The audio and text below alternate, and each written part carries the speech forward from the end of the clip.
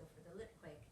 So for us, it's been really, aside from getting to know each other even better, it's been really exciting to meet people, you know, around the country who are interested in translation, translated fiction, the phenomenon of translation, and of kind of getting to know writers from elsewhere, you know. So it's very exciting. It's been really exciting for us to be in touch with people, and so I hope that after our event, we'll have a chance to talk to you all and get to know you. I guess we'll take about an hour, more or less, and we're going to do. We've decided to do something a little bit different today. Irene had a really wonderful idea. Since we've been reading and listening to ourselves several times, we decided we'd like to have some of the colleagues of this issue with us today. So instead of them reading their own pieces, they have each chosen one of the colleagues in this issue's piece to read. So we'll talk about their work, and then we're going to read. So there's actually more of a community that is in this issue, which I'll explain now. So Granta magazine, it's called a magazine, but in fact it comes out like in the format of a book.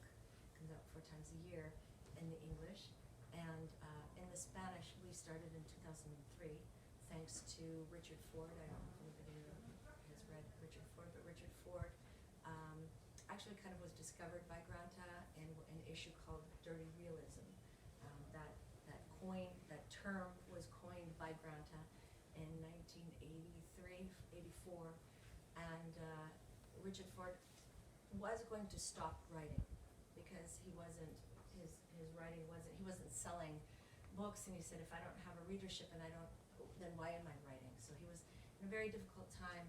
They invited him to this issue of Granta called the Dirty Realist issue, which became very popular.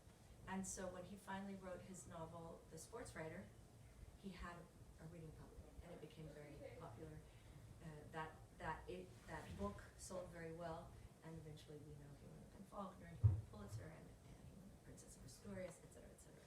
So all of that to say a little bit the place of the magazines and journals really are important places because they give a platform and a space for writers to emerge and to grow readership.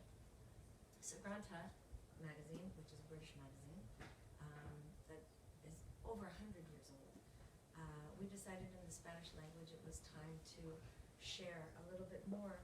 We noticed that in the Spanish language it was a period of time when the rest of the world didn't seem to be reading much from the Spanish, and yet there was so much going on in the language, so vibrant, so many excellent writers that we felt, me being American, I'm from the US, although I live and I work in Barcelona, we felt it was time that we found some kind of a platform and some kind of a way that we could share the excellent writing and the very talented writers that were coming out of the Spanish language with American and with British readers. So that's how this whole project with Granta and Spanish Granta started. This is the second time we have done a selection. Granta started their selections in 1981, 79, 80, 81, and the first Best of Young British Novelists started in 1981 more or less, and they discovered a whole generation of young writers like Kazuo Ishiguro, one of the not very long ago. The first place that Ishiguro ever wrote was in Granta. Then he was selected as one of the best young writers. Julian Barnes, A.L. Kennedy, Rose Tremaine, the writer that I particularly like quite a bit.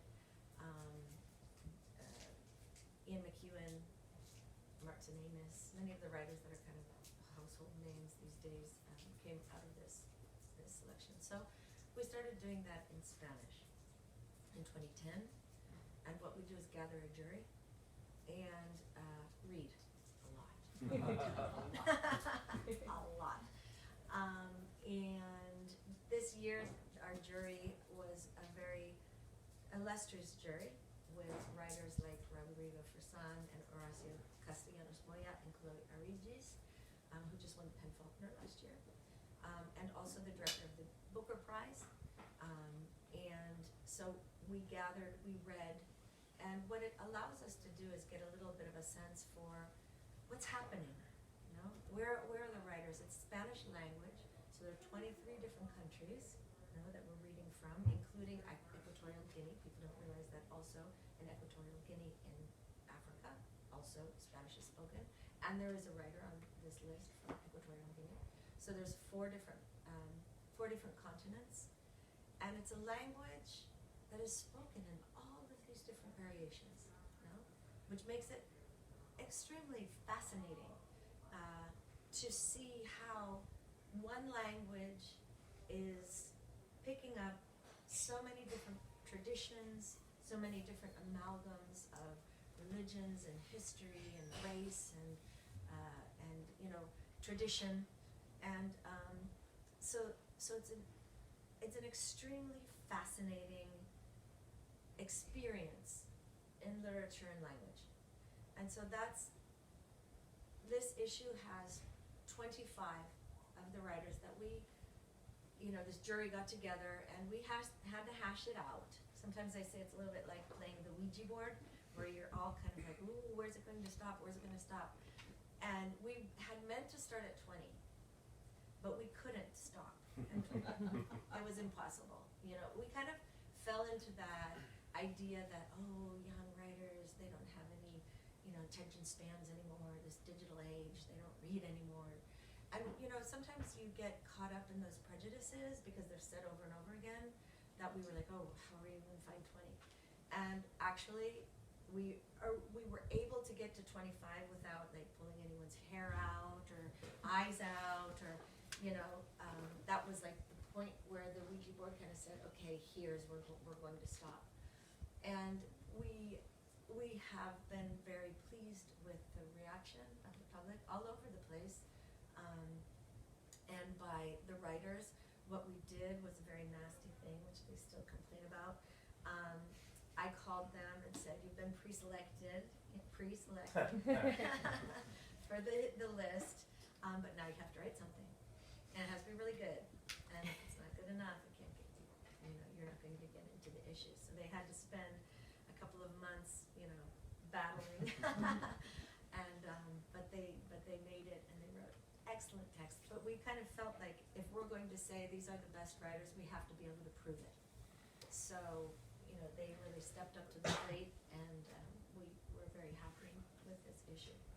So that's a little bit, that's what this is, okay? Now, these writers, I'm not going to go through biographies and kind of read. We're going to get to know them as they talk about themselves and about their reading. And then we're going to do a little bit of a bilingual reading. How many people speak Spanish? Only one? Un poco, pero no bien. Well, we kind of thought, and correct me if I'm wrong, because if I'm wrong, then we'll just read in English. We thought maybe it might be nice to hear Yeah. the different sounds. No? Okay, good. So what we'll do is we're just going to do very brief readings of the writers that they've chosen. There are other colleagues that are in here that, you know, either they may have known about and not read, or read and known, or not known anything at all. So they're going to tell us why, you know, these other writers were particularly interesting to them, and we'll do a bilingual reading. Okay, so, and then we'll open for questions if anybody wants to ask anything from the writers. But I thought we could start maybe with David. David Aliaga is a writer from Barcelona, and he writes quite a bit from the exploration of identity is one of kind of his central themes. He is very widely read in the French tradition. Writers like Morellón and like Annie Ernaux, who just won the Nobel Prize, and who his piece here actually cites Annie Ernaux, and there's a little conversation. So when Annie won the Nobel Prize, he was the first person who was Annie Ernaux! So David, why don't you tell us a little bit about yourself, about your writing? So first of all, thank you to all of you to come here on a Sunday to listen to us speak about our literatures. For us, it's such a big pleasure to be traveling around the States just to come find readers and have a chat. So, as Valerie says, please feel free to ask any question, or we are very happy to have a conversation with you. So, we are also readers, not only writers, so to discuss about literature is always a pleasure for us.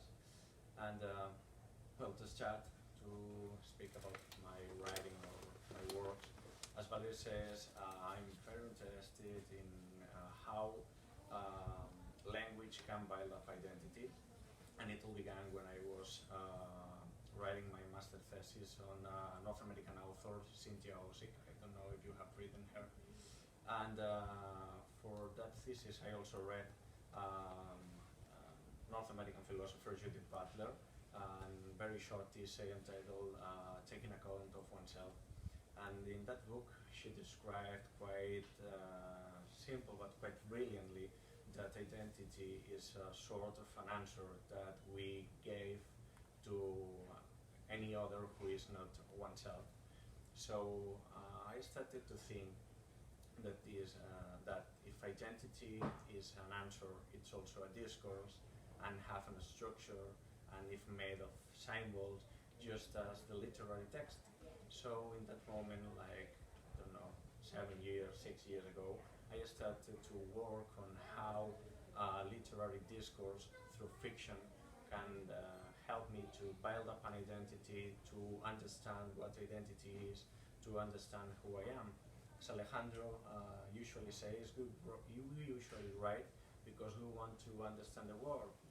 We have the questions, but we don't have the answers. So writing fiction is a kind of struggling with that question, and usually we never get the answers, but that struggling, that process is quite interesting for us. So this is what I am doing, and I am especially interested in Jewish identity. I came from Spain, as you know, and in Spain we haven't Jews for many centuries. We have been expulsed from them on the 15th century, and until the beginning of the 20th century, Jews never came back to live in Spain. So all that rich tradition of poetry, Kabbalah, that grew, especially in Catalonia, where I came from, in Girona, we have Nachmanides, for example, or in the south, where Maimonides wrote that beautiful piece of philosophy, which is Guide of the Perplexed. This tradition was interrupted for five centuries. So another thing that I'm trying to do is to start to build up a Jewish literary voice for the 21st century in Spain. You here in America have all that great tradition of Jewish American novelists like Philip Roth, Cynthia Ozick, Saul Bellow. So in Spain we don't have it yet, and this is one of my commitments as a writer, is one of the things I'm trying to do. And I have chosen to read about a colleague writer, Mateo García Elizondo from Mexico. This is the English. This is the English one? Okay, I'm reading in Spanish. Okay. Yeah, much better. I have chosen Mateo. I think he's one of the most interesting writers in the issue. And probably on a first reading, reader would think that Mateo and I are interested in very different kind of literatures, but there are some ties that bond our projects. For example, what I'm trying to do is to find how discourse could express the experience of being, and he's trying to find out how language could express that altered consciousness states, or the experience of God, or experience of vacuity. So I think in that interest for language as a thing, we are a kind of we can establish a kind of dialogue. So I'm reading a short fragment of his. And then I'll read it in English. So first, it's just to hear the Spanish. Although what you're going to be hearing is a Spanish. Yeah, exactly. I was going to say a Spanish man from Barcelona reading a writer from Mexico. Catalan accent. You know. But yeah, Matteo Gacielizondo is quite a fantastic writer. I admire him so much. And this is a short story about a man who has been convicted for life conviction, Yeah. on a Life sentence. capsule that is sent to outer space. And this man is just traveling alone in that capsule just with a plant called Polycarpus, and it's quite a crazy thing. Okay, so it says, estoy recorriendo cientos de miles de kilómetros cada hora. A estas velocidades, las estrellas dejan rastros en el cielo. Todo se vuelve más luminoso y la oscuridad se inunda de una luz pálida y lechosa. Se pueden ver tormentas de electrones a lo lejos y las nubes de un púrpura intenso y carmesí que se forman al contacto de los vientos estelares con la radiación ambiente. A veces siento la resistencia pantanosa de la materia cuando fluctúa de estado y adopta la textura nebulosa y aterciopelada del tiempo. Y sé que me estoy deslizando por las ondulaciones que se forman en ese límite, como un insecto suspendido en la superficie de un estanque. Creo que está sucediendo, Policarpus. Algo, un hoyo negro, o quizá el centro mismo de la galaxia nos está trayendo hacia su centro. Vibra con un temor profundo. ¿Lo oyes? Nos estamos acercando. Temo que nos quiera rebanar átomo por átomo, pulverizar nuestra conciencia y espolvoreársela en su desayuno, pero creo que ambos le tememos más a la otra posibilidad, que conforme nos acerquemos al enorme cuerpo que nos atrae, el tiempo empiece a fluir cada vez más lento y no lleguemos nunca a ningún lado. Okay, so I'll read it in English. I travel hundreds of thousands of kilometers per hour. At such speeds, the stars leave streaks in the sky. Everything swells with light and the darkness is invaded by a pale, milky glow.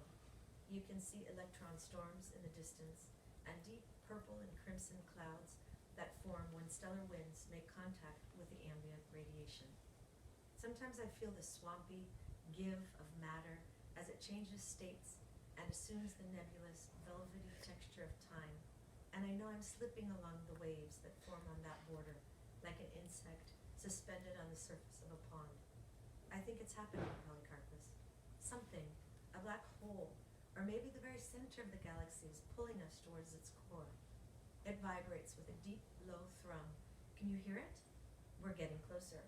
I'm afraid it might want to dice us up, atom by atom, to pulverize our consciousness and sprinkle it over its breakfast. But I think we both fear the other possibility even more, that as we approach the enormous body that's luring us in, time will pass slower and slower, and we'll never get anywhere at all. Sorry, who's the translator? Yeah, I was just about to say I'm that. sorry. This was translated by Robin Myers, exactly, and Robin also translates other work by Matteo, and she is part of. There were 23 translators in this issue.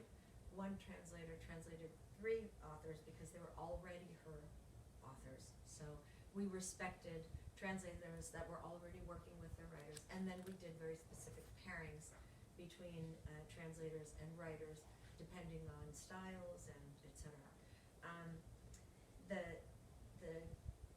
As you can see, the English and the Spanish editions look exactly alike, we gave the names and the bylines of the translators in the Spanish edition as well. Even though their work isn't there, they're part of the community that made this possible. So we wanted to make sure that they were recognized also in the Spanish edition as being people in the English edition. Their work is primary. So, well, Irene Reyes-Noguerol is from Sevilla, and she works in a lot of different ways that has a very strong poetic content. She uses different techniques, like repetition, like a kind of poetic version of music and time to become very incantatory, a type of writing that pulls the reader in slowly and surely by the musicality of her voice. Irene, why don't you tell us a little bit about your writing, also about your influences, and then Lily. Okay, well, thank you so much, first of all, Valerie. Thank also to all of you for having us today and for being here with us today. It's wonderful just being here in a bookshop and having this chance to travel to Minneapolis in the U.S. Well, it's my first journey to the U.S. So yeah, it's so nice being here with all of you. So thank you very much. And yeah, I'm very interested in writing something that I don't know if I could catalog as stories, because I love reading pure narrative, but I'm not sure if when I'm writing, when I finally sit down and think about writing, I don't know if I could say that it's pure narrative, because I'm interested in hybridism, in breaking the barriers between narrative but also poetry and drama. I feel like there are so many influences between all of them. So I do believe that a text, even if it's narrative, can be very influenced by a lyrical, poetic voice that transmit this formal or stylistic effort. But also, I think that there are many connections in literature or in prose with drama, with theater. Eventually, even if this is a lonely work or lonely job, because we are always writing alone, eventually there's always someone on the other side, the reader, the public, the translators of this issue. So I think that we are always talking to you that's on the other side. So yeah, probably that's the connection that I see between narrative and drama. So I always try to pay attention to these details. And I am also very interested in this thing, in detail, not just in writing text as a whole narrative thing, but also in these small things, these details that make you actually feel a text, not just as reading, not just reading, but also as a complete or total sensory experience. Like you can smell something, you can see something, you can feel something. And I think that I have been so influenced by writers we could call masters of style. And I'm thinking of, for example, very good, very gorgeous Latin American writers, but also some Spanish poets, for example. And yeah, that's what I'm trying to do. And I've chosen a text in this issue, which is written by a partner, by a colleague, who's called Jose Ardila. He's a Colombian writer, and I think he isn't known specifically internationally as he should be, because he has this control over the word, over the rhythm of the sentence, over the way of saying things, not just the things that we are saying. And he's written this very beautiful and powerful text about boy, I don't know if I could say it like that has some kind of disability. So when the kids who are all around him in his little village, when they tell him Juancho baile, which means Juancho dance, he uncontrollably starts to dance and can never stop. So there's this intensification of drama along the text, and I would like to read the beginning maybe for all of you, so you can listen and feel to this rhythm, and this particular control over syntaxes that he has in Spanish, but also afterwards in English. Spanish.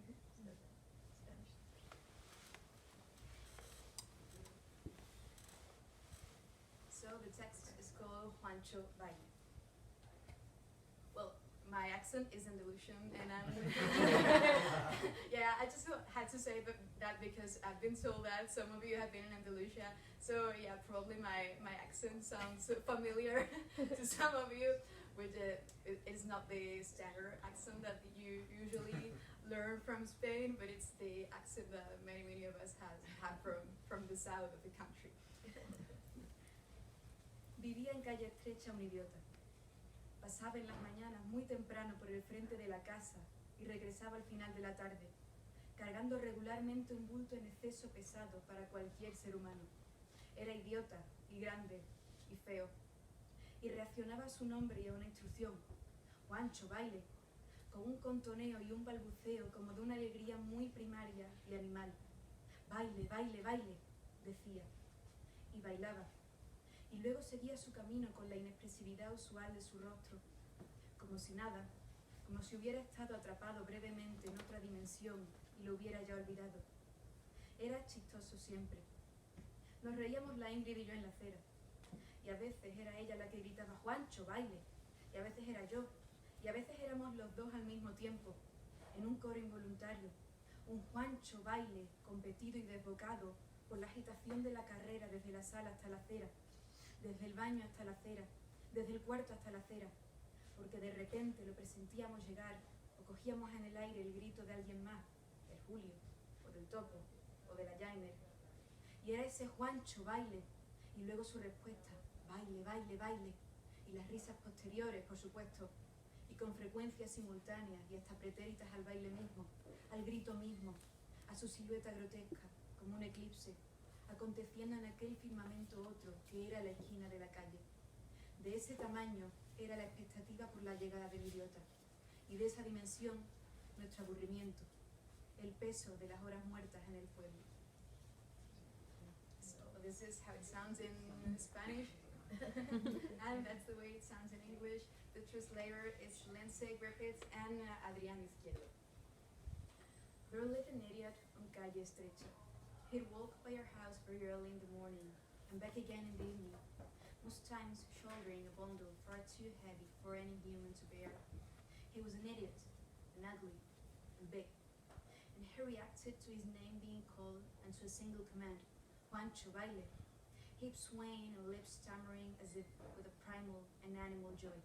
Baile, baile, baile, he'd respond, and dance he did, and when he finished, he'd continue on his way, his face expressionless as usual, as if nothing, as if he had been trapped for a moment in another dimension and had already forgotten about it.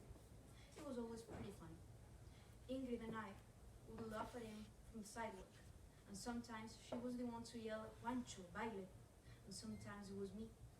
And sometimes it was the both of us at once who, like an involuntary chorus, yelled a Juancho, baile, in drilling and unbridled voices, racing from the living room to the sidewalk, from the bathroom to the sidewalk, from the bedroom to the sidewalk, because all of a sudden we had sensed his arrival, or we had picked up the signal of someone else's call in the air, from Julio, from Topo, or from Jainer. And the call was Juancho, baile, and then his response, baile, baile, baile, and of course the jiggling that came right after, and sometimes during, and even before the dance itself, before the yell itself, before his grotesque silhouette, like an eclipse, appeared in the firmament that was our street corner. Such was the size of our anticipation for the idiot to arrive, and such the extent of our boredom, and the weight of those dead hours in the village. It's like I went to, clap, but Yes. he's not here. But yeah, and Jose is a marvelous writer, who I think kind of surprised all of us. He was kind of relatively unknown, so he surprised us all by writing this really gorgeous, extraordinary text. So before we move to Alex, Alejandro Morellón, otherwise known as Alex. For the friends, Alex. I would just like to say thank you to a few people, because we are here thanks very much to the fact that there are some people who have supported us quite a bit to be here, one of whom is Miguel Albero, who is the cultural attaché to the Spanish Embassy in the US, Washington, to Acción Cultural Española, and also to several people in the Ministry of Culture. It's very important to have the opportunity, to do these kind of things, and it requires support institutions in order to do that. So, we feel very grateful and appreciative to them for having us. I want to make sure that I get that in there. Not in the beginning when nobody's listening, but in the middle when we have your attention. Yes, because being grateful is very important. So we will move on to Alex, and he's from Madrid, although he spent quite a bit of time growing up in Mallorca. So he, one of the, I think, perhaps the outstanding features of Alejandro is that as he writes using many, many different forms, many different genres. He writes poetry.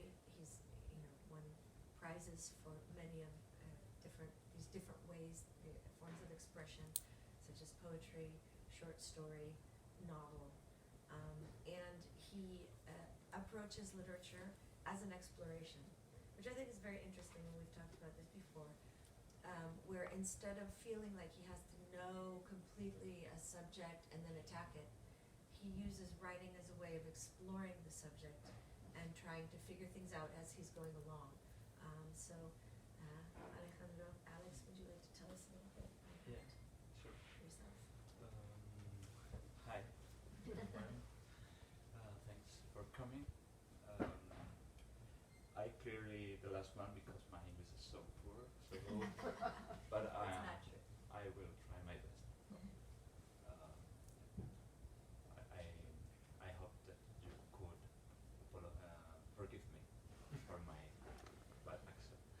So as Barry says, my literature is changing in every book. I always ask myself what kind of writer I am in this moment, because the literature is the way that I have to understand the world, and the world is changing, and I am changing, and for me it's something freeing, Freeing, yeah. freeing, Mm-hmm. to change my point of view, to explore different things in order to have more comprehension around the world, about the world. So for example, in my poetry, I am more interested in mystical things. So my approach to in the poetry to the mystical, it's through the mystical thought. In my novels, I want to explore more in more stylistic way, and in my short stories, I work with the idea of the absurd.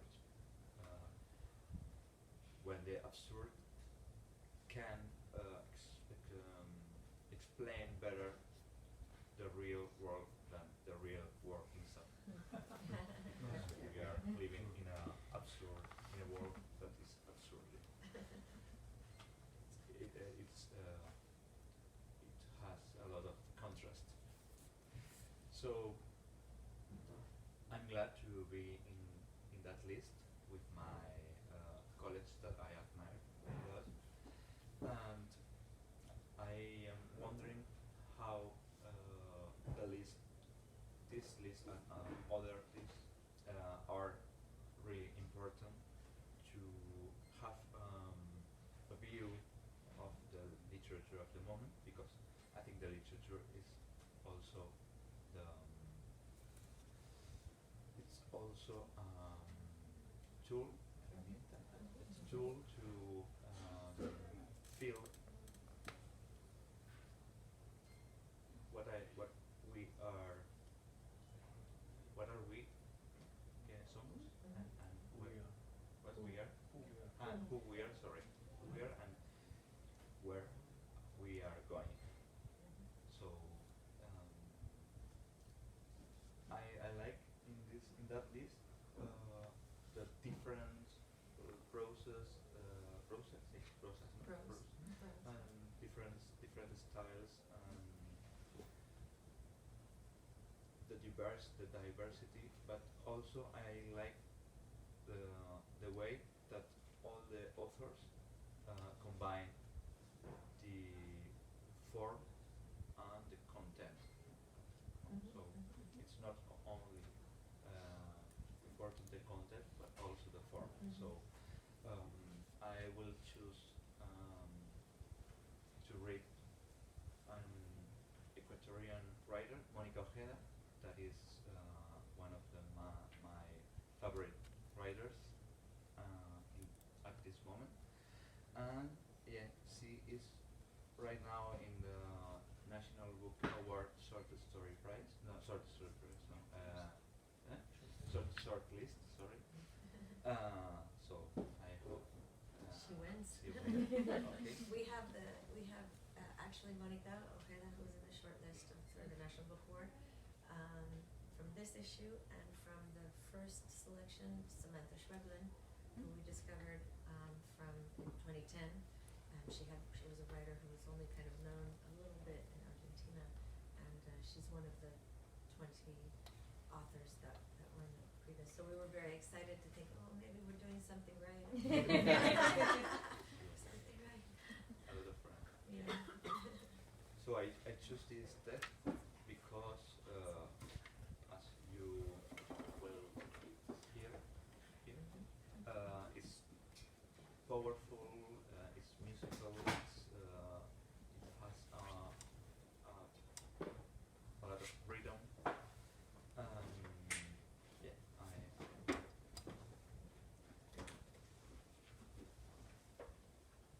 Contaban trinos, contaban máscaras, contaban plumas, montes, árboles relinchantes, contaban pavesas.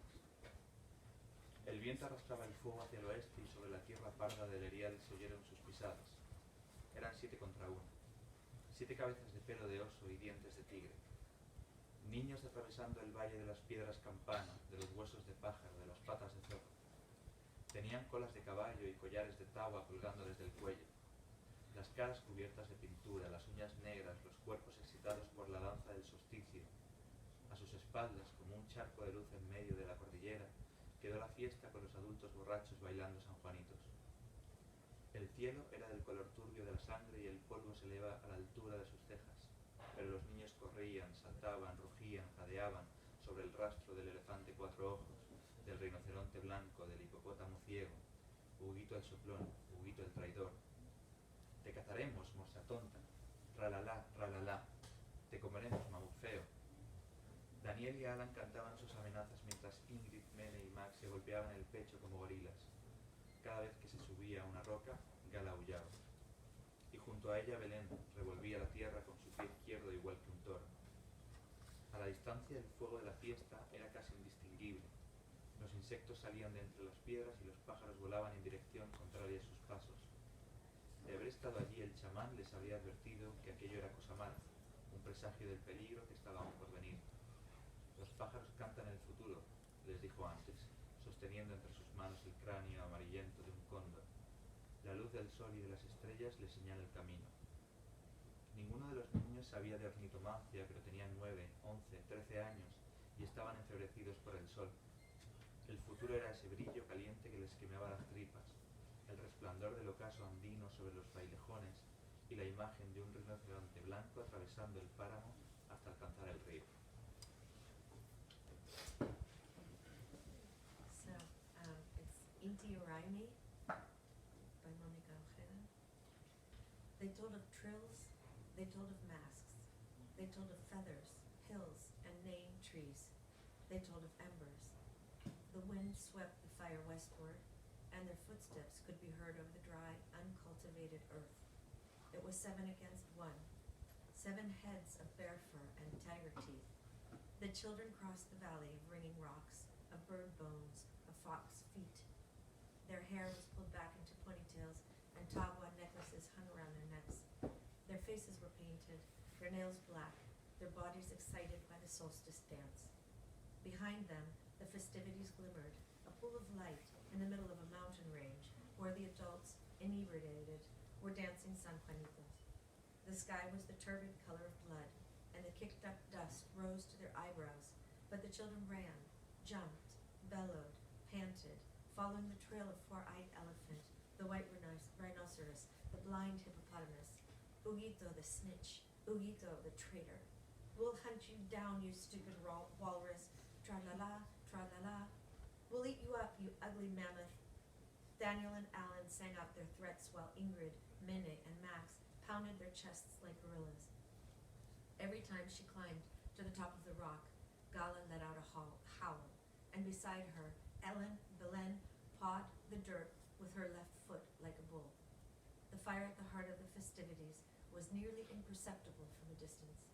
Insects crawled from the rocks, and birds flew in the opposite direction of their steps. Had he been there, the shaman would have warned them that this was a bad thing, an omen of danger still to come. Birds sing of the future, he had told them earlier, holding the yellow skull of a condor in his hands. The light of the sun and the stars showed him the way. The children knew nothing about ornithomancy, but they were 9, 11, 13 years old and feverish from the sun. The future was that scorching glow burning in their innards, that Andean sunset gleaming over the Frailejón plants, and that image of a white rhinoceros crossing the Paramo, making its way to the river. Very beautiful text. Well, since Lizzie couldn't be with us today, I thought, and I should say also Sarah Booker was the translator of this piece, and of course Sarah is also up for the National Book Award with Monica. Also, since Lizzie couldn't be here, I thought maybe we would take a moment just to read something from her translation in her honor and in her absence. So we'll just get that. While I'm looking for that, perhaps we could just talk a little bit, about the different ways, like when the issue came out and you were able to read each other. What were your first impressions of finding out the other writers that were on the list, and kind of how the fact that this time there were big differences from 2010. There were 3 Cuban writers. In 2010 there weren't any Cuban writers. There were 4 Mexican writers. In 2010 there was only 1 Mexican writer. There was an Ecuadorian writer. There was a writer from Guinea Equatorial, Equatorial Guinea. So the composition changed. We had a chance to kind of see how the trends were changing, and the places where writing is kind of emerging had changed a little bit. Perhaps we can talk just a second about that while I'm looking for Lizzie's. Well, I'm a bit interested in that idea of Jorge Luis Borges, of the literature as a conversation that happened along the time. So, but the time is also the moment. So, this Granta issue, at least for me, offers the opportunity to establish that kind of conversation with authors, with our same age but from different places in the world. We have been speaking about Jose Ardila, which probably I have never read if it's not for that Granta issue, because maybe in Spain, Alejandro and me, we have common friends, or with Irene, so we probably know each other one time or another. But for the authors, we are from Spain, so the authors from many Latin American countries that have not been published by that big publishing groups, you don't find their books in Spain. So Granta offers that very precious gift to discover authors. For example, Mateo García Elizondo is published by Anagrama, which is a major publishing house in Spain. But for example, Camila Fabri was not very popular in Spain, and I feel fascinated by her work. So yeah, it's a great thing. Well, I have to say that having this chance to participate in this issue was so exciting. Even the process itself, because we didn't know who the other authors were till the day the selection went public. So it was quite exciting to having this kind of bet, and we were just saying, we'll know someone that I would love to be actually be there. So exciting process.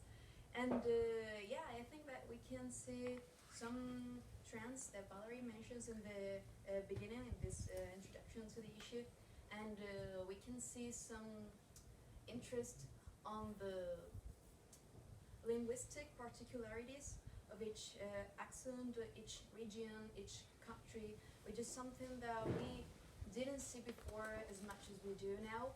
So we have some kind of expressions or words from the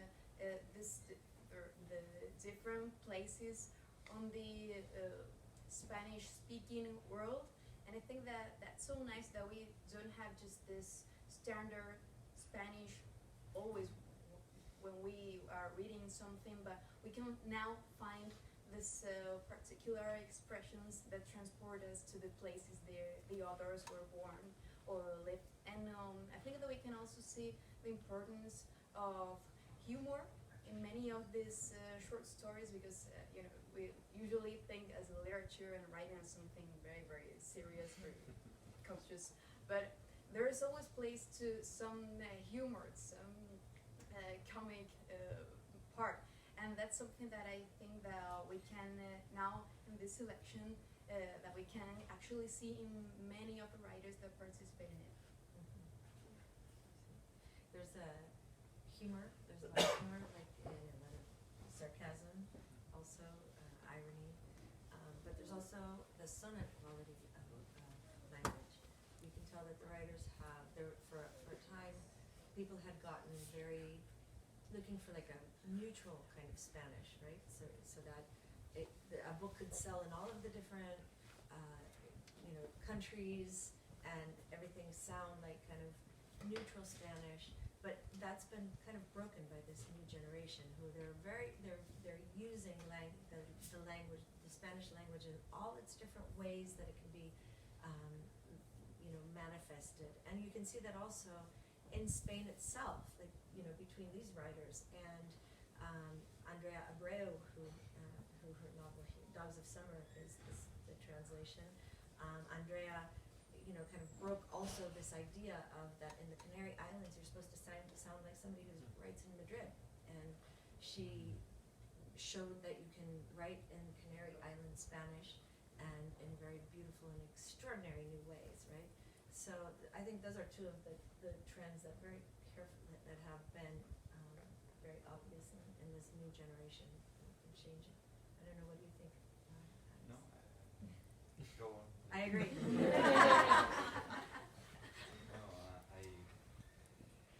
I just want to say the same as David. I think that this book is a conversation, a lot of conversation, offers plenty of conversation between us, but also between the reader and between our college. So yeah, it's interesting to read this book because for to know the similarities and also the difference in our generation. One of the questions that the press in Spain usually ask us after the publication of the issue was, what do we think that we have in common with the others? And I think it's a good question to make you the readers, because I don't have any clear answer about that, because probably we have to wait some years to understand what links us as a generation of writers, because I don't see many things there. So maybe you as readers will understand it better than us who are writing there. And it's interesting because, of course, as the pieces came in, as I was reading, I saw a number of interesting contrasts and interesting things that were in common. And one of the things that were in common, for example, were how many writers wrote about their grandparents, which I thought was really interesting, because we've just done the new issue of Granta that is coming out, number 24. It is more in Spain, and it's in all of the languages. We've translated from Basque and Galician and Asturian and Valencian and Catalan into Spanish and into English. And it's very interesting because most of those writers are writing about their parents. But in this issue, a lot of them were writing, and especially the Latin American writers were writing about their grandparents, which is kind of interesting. But there was also one other thing that was interesting, and all of a sudden there were 3 writers who delivered pieces about statues, where statues had a place, one of which was David, and also the piece that I'm going to read that Lizzie translated by Aura Garcia Junco. And so I put the 3 of those pieces together, and I call it the suite of statues in 3 movements. Because each one is very different, but yet how interesting that the symbol, like the symbolic strength of a statue could be, some in 25 writers, something that is repeated. So here, this is Aura Garcia Junco, who is a writer from Mexico, and translated by Lizzie. Life moves along as routinely as it does on any Sunday. Only one person can be seen. Statues fill the entire avenue. They cover the pavement once meant for cars. Their presence paints the space gray. Gray. The mood in the air, like a graveyard. A shipwreck, like rubble. Figures of men, women, even children, all of them standing, their assorted outfits made uniform by the color of the stone. There are fat ones and thin ones. Some are unusually tall. The old man with a mustache, nearly 7 feet. Some can only see the other's chests. Their rigid necks don't allow them to look up. There's a man standing in front of a statue of a woman in a dress. She's a little smaller than he is, and thin, so light, he thinks. She almost seems to float, though she clearly can't. He wouldn't be able to pick her up, even 1 inch from the ground. How much could she weigh? A ton? He imagines the short, loose-fitting dress ruffling in a breeze of bluish wind. The brilliant colors he's sure once adorned the fabric. He imagines the skirt in that waft of air, lifting just a moment to reveal a bit of thigh, how her youthful skin must have quivered. He imagines the elusive warmth of what no longer is. The man looks at her and thinks, only thinks, of touching her. He intuits the texture under his fingertips, slippery, cold, and stern. Well, I think it's time for questions. I don't know if anybody has a question. Yeah, and in Spain, is there like an academy that allows new words to be entered into the Spanish language? Because or prevents new words. there must be new words that you've acquired in being part of this project that you never heard of, and they may have been introduced to the academy, or whatever you call it.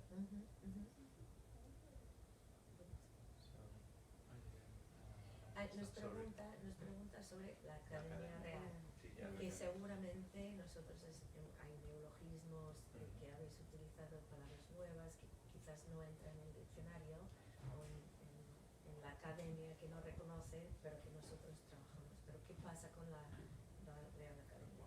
Such a question. Yeah, that's a big question, and it's an interesting one. I would like to answer to that. Yeah, I Let think me add it, right? I think it's important for a language to have an academy, despite most of times the academy is just walking beside how language evolves. And in Spain, sometimes it's quite slow how academy adds new words to the dictionary, but I am on the side of the academy because it's very important to have that institution to preserve the health of the language. For example, all the cases of that languages without a state that are disappearing. In France, for example, they got a vastful richness of languages who have been fading out through the centuries. Now, I think just before the pandemic, Emmanuel Macron, the president of France, supports a new law to restore some of the languages that didn't disappear yet.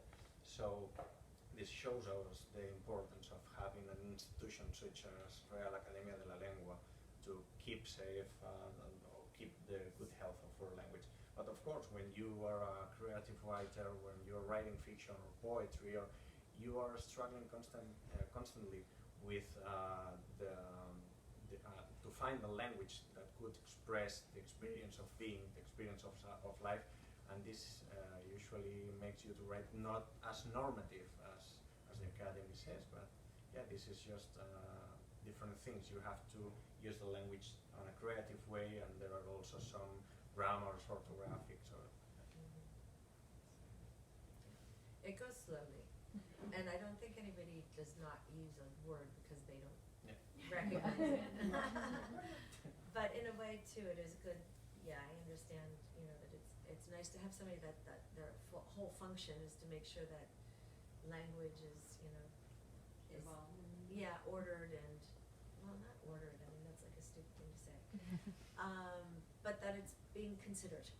And of course, in a language like Spanish that has so many different manifestations of the same language, And I know some people like to say that what's so interesting about the Spanish language is that even in Mexico and Peru, they can still read the Quixote and understand it, which is kind of interesting too. yeah, you have the example of the Ladino, for example, that language that the Sephardic Jews speak around the world, and just is disappearing. And one of the things that cause its disappearing is that as they have not a center of that idiom, every speaker started to speak on his own way. So the Sephardic from Greece sometimes happen that don't understand the Sephardic from Italia or something like that. So this is a good thing of having a Real Academia or any other institution like Instituto Cervantes, that they are trying to keep a good health, because if not we could be in danger. Yes, and also one of the things that they do is like they have meetings, like biannual meetings where they gather, because the academies have then academies in each one of the countries, and then all of the academies kind of get together and they discuss issues of language, and so it's nice that that language is the center of at least a conversation. And how do they feel about English words creeping into? Not so happy. This is the same with the French, the Académie Française. They're constantly saying, you must not say, the weekend. You have to say, that was meant. And of course, people just ignore it. Yes, of course. So is it the same? Yeah. Yes, it is. Ignore it? It is. Yeah, it happens. Yeah, it's the same. I mean, what's spoken on the street and out, is the way that people speak the language. The thing is that they do make the effort and written, like in newspapers and in magazines and things like that. People make the effort to find the Spanish equivalent, Yeah. So for those of you that talked about the musicality of your work, which I just think is so beautiful and it's something that I love about literature, how was that working with your translators, or to maintain that and to keep like the original form and intent and notes of your work, I guess, if you will? Well, it was such an interesting process working with the translator. At least for me, it's been the first time that I've been translated into English, which is a language that I understand. It was at first a little bit weird, like reading yourself in a language that you can actually understand. But yeah, I think it was such a beautiful work. Working with Lucy Greaves, who's my translator, was fantastic because she has so much. She's so sensitive to this lyrical thing that I've been talking about, with musicality, with maintaining the rhythm of the sentences, which was something very, very important for me, because as I said before, I'm interested in just in saying something, but in the way you say something. So yeah, that's something that I think that Lucy did. I don't know how she did it, but she did.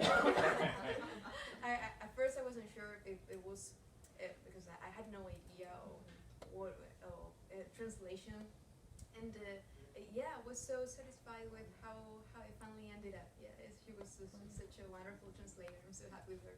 Yeah, she did a really good job. And Irene's text was one of the pieces. I mean, because not all of the writers are writing in that way, but a lot of them are. So Monica, for example, Monica's piece is very much in that sonnet mode. Jose Ardila's piece is very much in that sonnet mode. Irene's piece is very much in that sonnet mode. So those translators, had their work cut out for them, because it isn't only about the meaning; it's about the way that it sounds, which is, sometimes those. It's funny, in the introduction I talk about Spanish is the second fastest language in the world after Japanese. Anybody who has seen Almodovar movies, in the original version, know how fast Spanish can be. But it's by the amount of syllables spoken per second. And since Spanish doesn't have long syllables like E and I, just has the E, it moves very quickly, and there are not double consonants. So when you have a writer who's using Spanish in that kind of sonnet mode, there is a movement. There's a movement to that. And in English, it can be difficult. So when you have to work, you have to do a double amount of work where the priority is not always the meaning of the word, but the way that word sounds, in the rhythm. Exactly, in the rhythm. So, but we had the same as Granta always tries to work with, emerging writers. We also wanted to give the chance to some emerging translators, and just work with them, until text is polished to the point where it should be.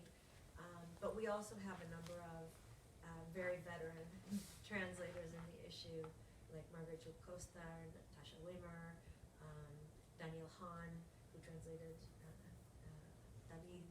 So, so some of the translators really kind of knew what they were doing. With Danny Hahn, for example, I worked for this new issue that's coming up on the text of a writer who's from Extremadura in Spain, and the title of the text is Compás, exactly. Which we did the editing. So Compás de Espera, which in English is what is, I can't remember the word that we translated it. It's not a compás, which is a measure, which is the rhythm. It doesn't mean the rhythm. It means the bar rest. That's the bar rest, right? That's in a musical annotation. It's the bar rest when there's no sound. And so, but in Spanish it's also compás, which means rhythm, but then it's also the rest. So something like that in the title, how do you do that? So he did a great job. Yeah. So those are the fascinating things about translation, where you really, there's so much playfulness in language, and trying to bring something from one place to another.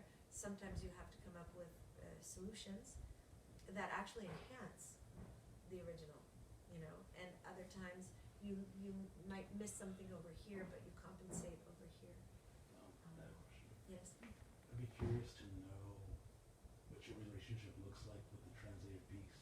Like, if you still see it as a short story, or does it feel more like an adaptation?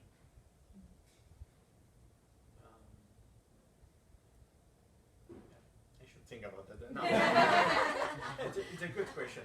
Yeah, as Irene says just a couple of minutes before, it's a strange feeling when you read yourself in another language that you actually understand, because you could not recognize exactly yourself, especially in the words or in how it sounds.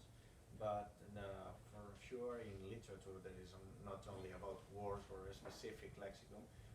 It's also about rhythm, the cadence of the discourse, the ideas you are expressing. So it's a kind of a mirror that doesn't. A deforming. Yeah, a deforming mirror. So, but I think that we when you study translation in Spain, we have the faculty of translation and interpretation. So it's a kind of interpretation to your text to land it on another language. And every language is a way of being in the world. So it's not only to translate the words, but to move your text from that Spanish language form of being in the world to an English-speaking being in the world.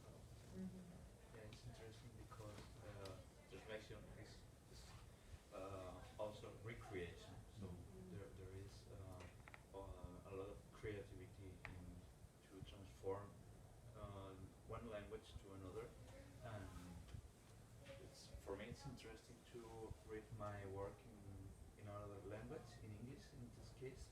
A week ago, I have the opportunity to meet my translator, Esther Allen, and she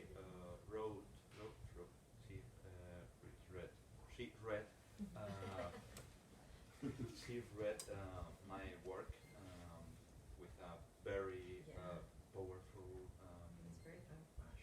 passionate interpretation, theatrical. Yeah. Yeah, I was listening to her and thinking I am better writer in English than in Spanish.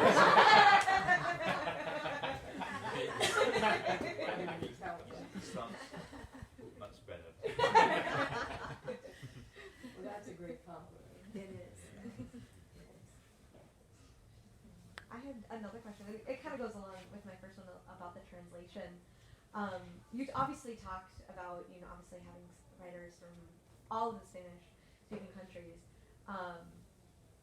but obviously translating that into a singular form of English. I'm wondering, is there anything you, as the editor, worked with a team of translators to try to preserve some of that uniqueness that you guys, obviously, as Spanish teachers, are able to pick out and enjoy? But as someone who's fortunately not going to be able to read the original text, hoping if there's something that still has that bit of uniqueness. Yes, we did. The answer is yes. We worked very hard in order to do that, so that the texts would reflect, themselves, and have that kind of the diversity, because, like I said, they came from so many different regions and so many different areas, and it's a very diverse group of writers. I remember when we were on the jury, when we were reading, and all of a sudden, we read this one writer, Daenerys Machado, who's Cuban. It was like this breath of fresh air. Oh my gosh, it was so beautiful to read the sound of her writing, this Cuban melody, and it was so much fun, and she's very funny. She's one of the very humorous writers. And so how do you capture the difference of that, than something else? But that, I guess, is where the pairing, comes in, and choosing very carefully which translators go with which writers. Most of the translators I know, I had been familiar with in one form or another.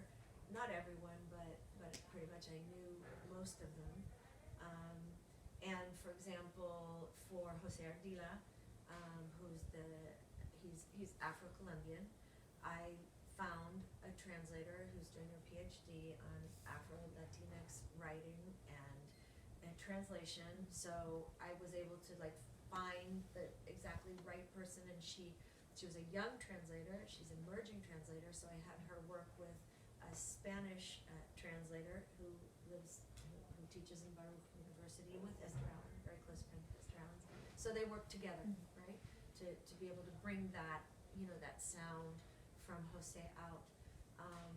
Then, with Irene, for example, and, their writers, except for Esther, I thought some of the Spanish writers would work well with British translators, like Old World, kind of, that sound of the Old World that we can equate, like within English, to a British sound. For the Latin Americans, it's the Spanish, things like that. Working, trying to find exactly those kind of pairings. There's one writer, the Argentine writer, Michel Nieva, who he wrote in a way that I could hear very clearly, that Natasha Wimmer, for example, who's the translator of Bolaño, I could hear, you know, Natasha really would get what Michel is doing, and their translation actually won an O. Henry Award this year for that piece. So they do, you know, have, of course it's not exactly the same, you're never going to be the same as in the original, but we work very hard to make that happen. Yeah. So I hope you'll be able to Yeah, that's wonderful. I agree. I catch some of it. love Yeah. the forethought and clearly care that you put into preserving all of your Yes. work. Thank you very much. Well, I think we could leave it there because we can continue the conversation, and if anybody wants the books signed or anything, just, I guess, should we say